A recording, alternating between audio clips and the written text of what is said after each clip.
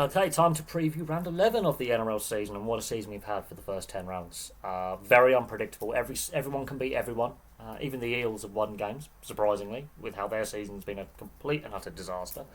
And I will do a video looking at the NRL ladder after 10 rounds, because I did not expect the Bulldogs to still be top at this stage. Didn't expect the Warriors and the Raiders to be in the top four. If you placed a bet on that before the start of the season, cashed out now, you could probably retire on your winnings. I'm not going to lie. But anyway, let's preview round 11 because it's got some interesting matchups. The Knights Eels starts off the weekend's action.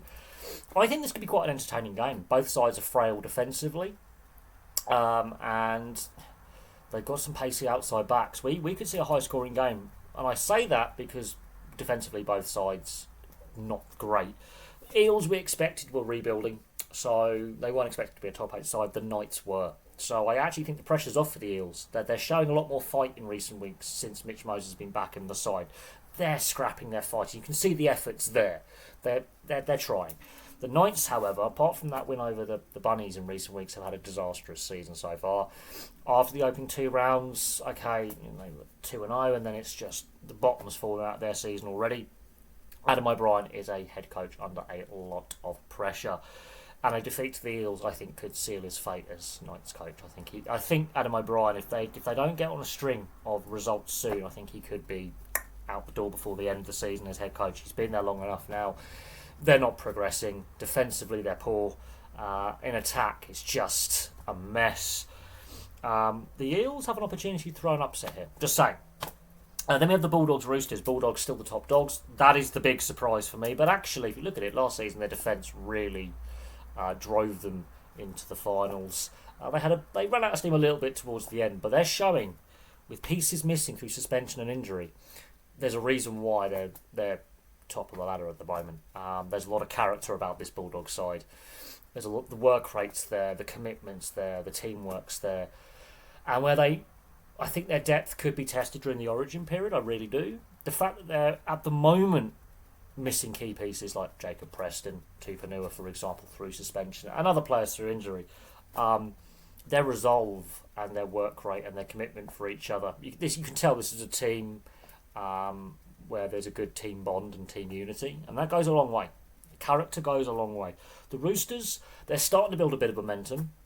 And the Roosters, I thought at the beginning of the season, this is a side going through a rebuild. They've lost a lot of experienced pieces. They've got a lot of injuries.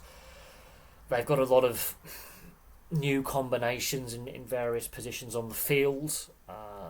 They are, I think, going through a rebuild, whether they want to admit it or not. They could prove dangerous for the Bulldogs. They've got that in them, but defensively they've got their frailties. And the Bulldogs, look at that second half performance against the Raiders. They were down and out at half time, and they blitzed the Raiders in the second half.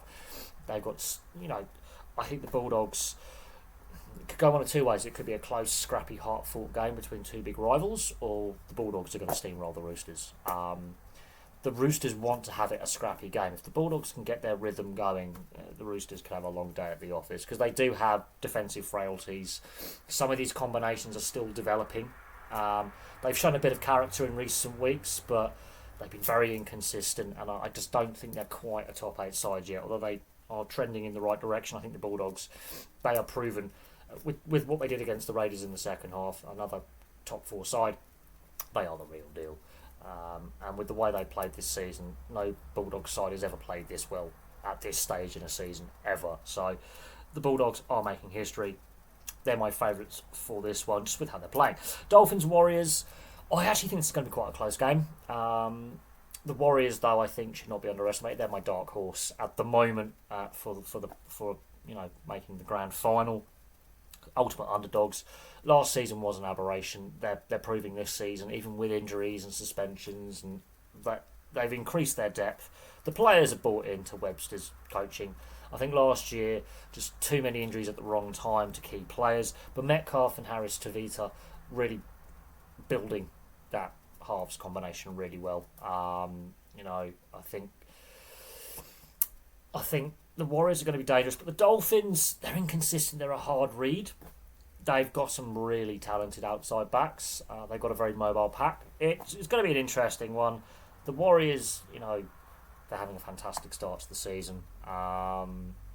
They respond well to tough defeats or bad games, they respond well in the next game. And they had the Dragons by the balls, basically, and they nearly threw that away. So I think the Warriors there'll be a response there.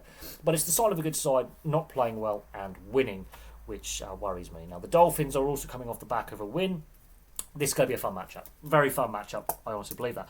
Cowboys, Sea Eagles. The Cowboys fumbled an opportunity to beat the Panthers in that 30-all draw. But, hey, that attack, there was that never say die attitude.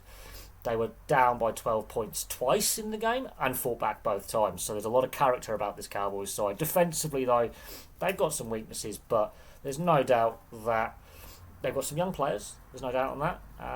But again, that never say die attitude is there. The Sea Eagles, I have concerns about the Sea Eagles. Tom Trbojevic is not 100%.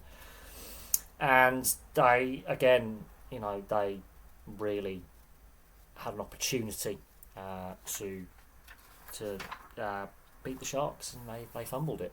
They were, again, another team that were double digits down, and they fumbled it. They had the momentum going their way, and then they just stopped playing. They had the Sharks on the ropes, they stopped playing, and the Sharks blitzed them in the second half. So I have concerns about the Sea Eagles. The Cowboys, it's always entertaining watching the Cowboys. They're an entertaining team to watch as a neutral, whether they win or lose. They're entertaining. They gave it everything against the Panthers, and they fumbled that overtime. They should have won the game. In my opinion, they should have won the game. The momentum had swung, and they fumbled it in Golden Point. That's going to be an entertaining game. The Sea Eagles are inconsistent. The Cowboys are actually playing better now than what they were to start the season, and as they proved. They got points in them, and they got character about this side. They don't mind being points down. They can score tries quickly. They can score quick, and they've got some young, talented players. Purdue, for example, is having a brilliant season on the left-hand side in the centres. He's keeping Labour out, and Labour's fully fit again. So, and Labour is another talented young player. So they're starting to develop players again. But some of their game management lets them down. Could be an entertaining game. The Sharks, Storm, both coming off the back of really good wins. The Sharks building. The Storm have been a little bit inconsistent recently, and the Sharks can be a bogey side for the Storm over the years. Sharks at home it's going to be interesting at Shark Park. Let's see what the weather does, because if the weather gets a bit changeable, there could be a bit of rain around. It's been a bit stormy on the East Coast lately. That could actually play into the Sharks' hands a little bit. The Storm, while they're winning games, the last month they've been a bit inconsistent. There's been some weaknesses shown. I think the Sharks will be a much tougher test for the Storm than the Tigers were, and at home as well. There's a fierce rivalry between these two sides, and while the Storm have just come off the back of a 60-plus point win over the Tigers, they've been very inconsistent. They put in one really good performance, and then they throw out, just lay a dud the next week. And while the Sharks haven't been necessarily fully fluent, haven't put in a full 80 minutes performance, this could be a fun game. This is a litmus test for both sides, where they're at. The Sharks want to be a top four side. The Storm are pre-season favourites. They've wobbled a little bit in recent weeks. Good litmus test for both sides. This is going to be a hotly contested game, should I say. And there's a rivalry there. There is a rivalry that goes back to 2016. So this could be quite an entertaining one. These are two sides that don't like each other. And there's origin selection up for grabs for players. So players are wanting to really put a performance in. Going to be fun to watch.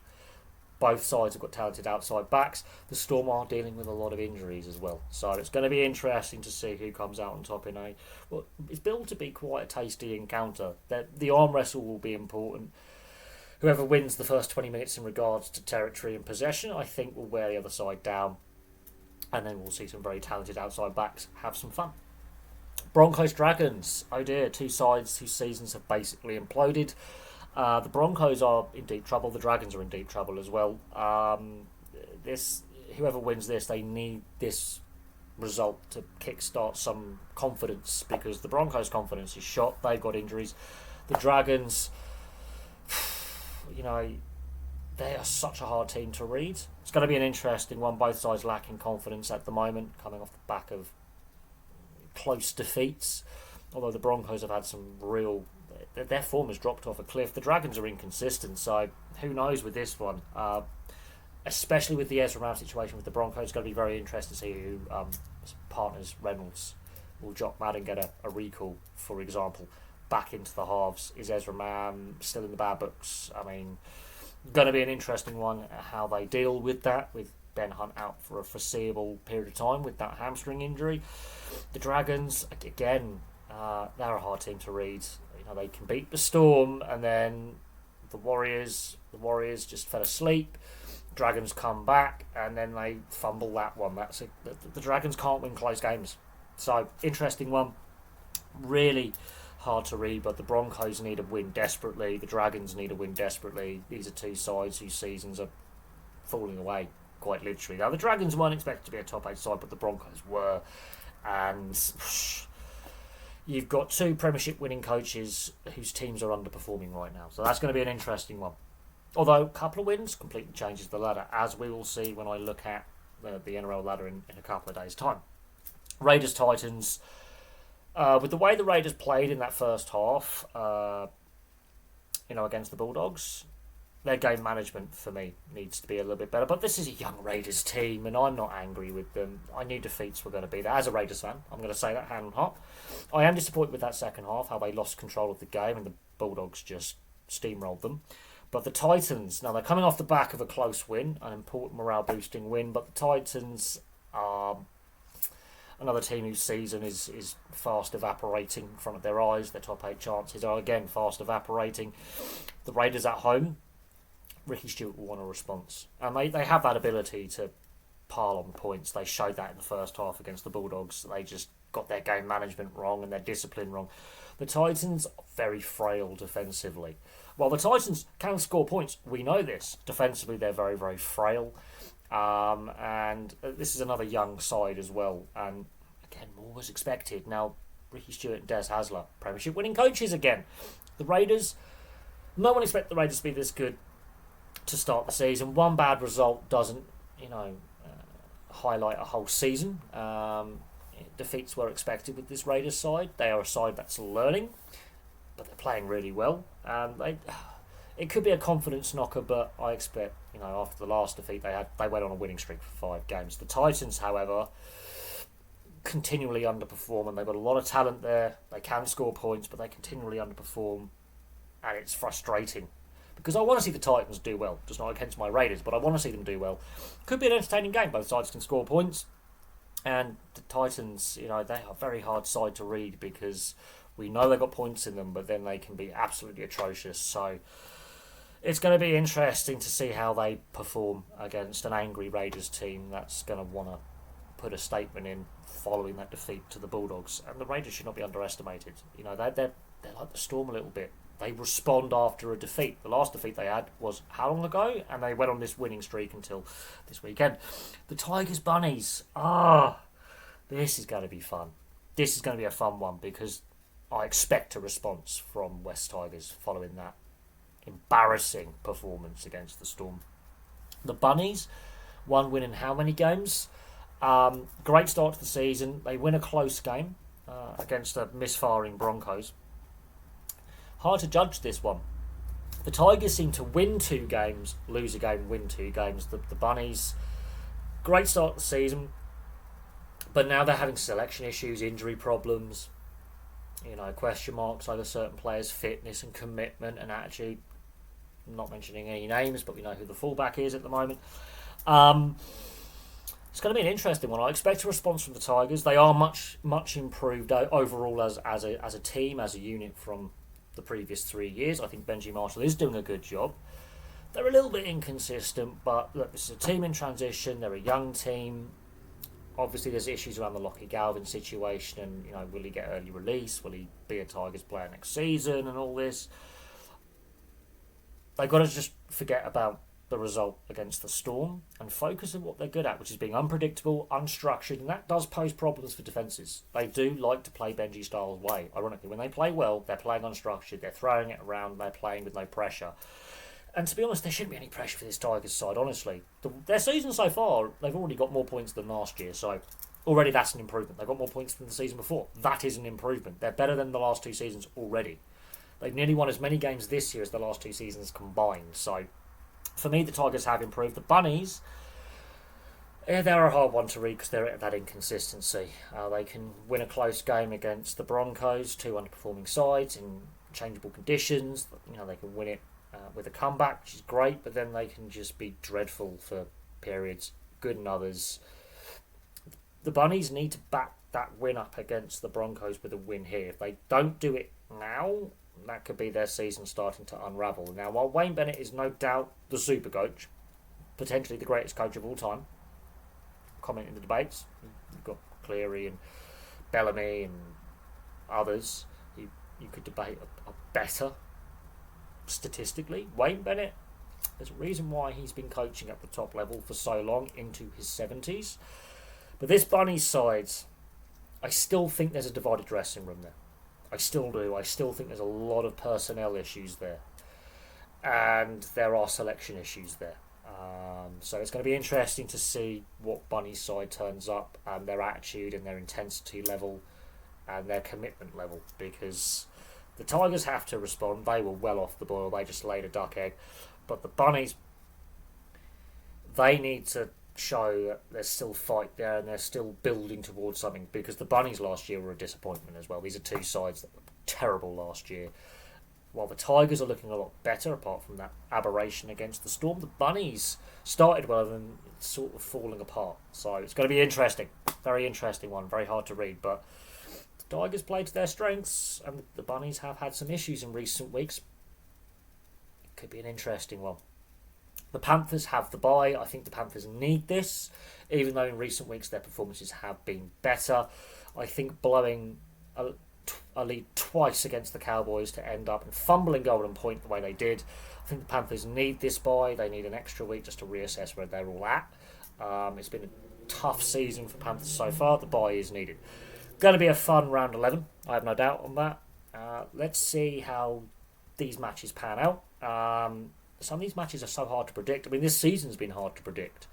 The fact that the Bulldogs are still the top dogs, and I think will still be the top dogs, no pun intended, after round 11, is fantastic. I think it's good for the league. I think it's good for the league. The Warriors are up there. I think it's good for the league that the Raiders are up there. I think it's good for the league in general that we're seeing a complete shake-up with the NRL ladder over previous seasons, where at this point we're already seeing the top 2, top 4, top 8 sort themselves out. This season, it's chaotic. It is chaotic this season, which is fantastic. But from me for now, thank you very much for watching. Place your thoughts in the comments section below, and also what teams you support as well. It'll be really interesting to see who follows what team. And then I've got some ideas for some more NRL content, looking at team records, for example. That could be a lot of fun going into Origin, because not everyone follows Origin, and that's fine. I'm going to start doing team records, because they are a lot of fun now, with things like the Broncos and the Panthers, for example. Nathan Cleary's going to keep breaking his own record, and with the Broncos and Storm and some other teams, some of these records may stand permanently. Other teams like the Dolphins, a young team, their records are going to keep tumbling for a while, and at least the next few years, until they have some squad turnover. So it's going to be fun. But anyway, from me for now, thank you very much for watching. Place your thoughts in the comments section below, and I will have some more content for you all very, very soon.